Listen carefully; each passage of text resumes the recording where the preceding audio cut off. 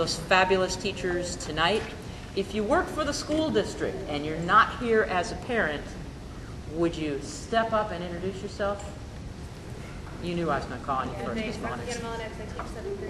Be louder. Be as loud as you are in your classroom. I am Deanna Molinax. I teach 7th grade math at McCracken. And that's her mom with her, just to make sure none of you heard her. No. I'm Susan D. I teach science at McCracken. I'm Allison Greer. I teach 7th grade language arts at McCracken. Amy Doe Stevens, and I teach 7th grade science. Got some ladies in the back? I'm Patty Mulholland. I teach social studies. I'm Ron Reed, and I teach 7th grade math. I'm Megan Doyle and I teach social studies and reading. Melanie Halter on the 6th grade counselor. I'm Cindy Reed, I'm the 7th grade assistant principal. I'm Annette Ballard, 7th grade counselor. Rachel Threadgill, 7th and 8th grade special ed. There you go. And we have Mr. Anderson over there. He's the boss of this big building. He's going to talk to you later. That's Mr. Shaw. You know who he is. Miss Bush is going to speak to you later after I get out of your way. And Mr. Washington just walked in. He's going to speak as well. And he's going to speak as well. He's our board chair. Miss Pryor, would you wave to your fans and let us know who you are? There you go. And Mr. Hamilton, want to wave to the crowd? He has fans here too. He met some of your students this morning, sorry. When we met with the students today, we talked about this being sort of, my father would say, put up or shut up kind of time. That we're at a decision tree. You can keep doing what you're doing and failing classes, or you can step up and do the right thing. Now, for some of the folks who are in that meeting today, I have written on every one of their report cards and every one of their interim reports since they were in kindergarten, saying pretty much the same thing. And no matter what it was, I did or anybody else did, there was this resistance to learning, to stepping up, basically. The problem with middle school, being a neophyte in my second time around in middle school, since I spent a whole long time with kindergarten through 5th graders, I am learning that middle school, from a middle schooler's point of view, is all about social aspects of life. And they really get annoyed when academics get in the way of that. And teachers can jump up on desks. Teachers can beg, plead, give stickers, $100 bills. Really doesn't matter. It seems that students are going to be unmoved and not take things seriously unless something major happens. We haven't figured out what the something major is yet, but we've either made it too easy to do the wrong thing or too hard to do the right thing. It's just not as attractive to do the right thing. The example that I always give is I drive a bright red car and I drive down Buckwalter Parkway and I like to drive fast. It would be a really, really bad idea if I drove too fast.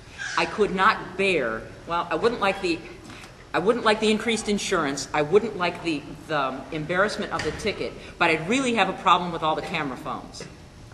Because if an administrator or a police officer or anybody in the public eye would get a ticket, it would be on YouTube by that afternoon. I don't think I could stand that. That's a huge deterrent as far as I'm concerned. So, you've got me. I mean, I'm going to do the right thing, at least on Buckwalter Parkway. Because of that, we have to figure out whatever it is that needs to go on in your child's head to do the right thing, to be enough of a deterrent so as not to do the wrong thing. Now, we tried all kinds of arguments today, and it's nothing that you haven't said before, moms and dads. It's nothing that these teachers haven't said before. But we're hoping in the combination that we said it today, we maybe made some headway. Now, McCracken has put in a bunch of additional programs, some things that have existed before, some things that are brand new. Who knows? One of those things might sound new to you tonight, and I hope that it does. I hope that it strikes a chord with you, like some things struck a chord with the boys and girls that we talked to this morning. We don't know what's going to work. We don't know what's not going to work. Maybe some of you have the answers, what's going to work with your individual child. We are willing to hear anything you have to toss at us. But we also have some folks here who have some things to say about your child's future and decisions to make. I basically said today, you're closing doors that you don't even know what they go to yet. Terribly spoken grammatical sentence. But what I'm after is, there are jobs out there that we don't even know exist, that your boys and girls are saying, no, I don't think I want that, not even knowing what it is yet. We're trying to prepare your boys and girls for jobs that aren't there yet, which means they need to be able to think, they need to be able to reason, and they need to be able to accept a challenge. That may be our biggest challenge, getting kids to accept a challenge. They think everything is supposed to be easy. You're not supposed to feel comfortable while you're learning something new.